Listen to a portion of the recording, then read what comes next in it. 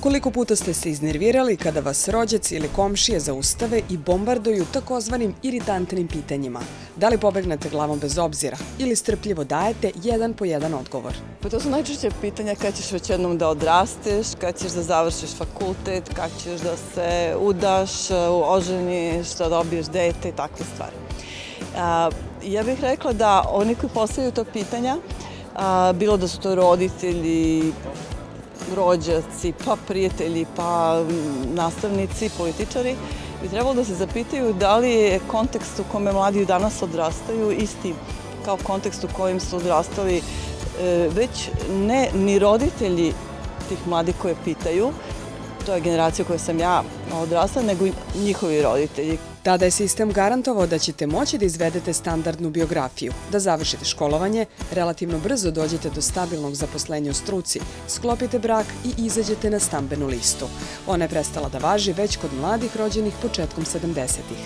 Kada postavite neko pitanje kada ćeš već jednom da završiš školu, vi u suštini postavite neke dvostruke standarde. Jasno je da visoko školovanje skoro potpuno pada na teret i pleće roditelja, a s druge strane sistem ne daje nikakve mogućnosti da neko radi uz studiranje. Međutim, čak 15% mladih od 19 do 29 godina ipak radi i do 50 sati nedeljno, a neki od njih uz studije. I to poslove ispod kvalifikacija i eksploatisani su od strane poslodavaca.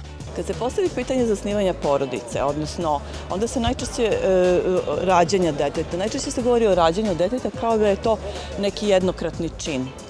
I to se uradi i to je to. Međutim, u pitanju je jedna od najozbiljnijih odluka koje neka osoba može da donese u svom životu.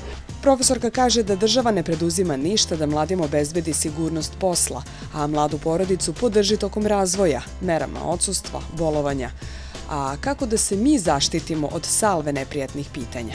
Ja bih predložila u stvari jedan ovakav razgovor, znači da prosto se porazgovara kako je to izgledalo kad ste ti i tata zasnivali porodicu, odnosno završavali vaše škole, a kako to kad su baka i deka, šta je tada bilo moguće, šta danas nije moguće, šta vi predlažete da ja uradim. Dobra vest je da mlade osobe ipak nisu neodgovorne, pasivne, neaktivne, kako ih često predstavljaju.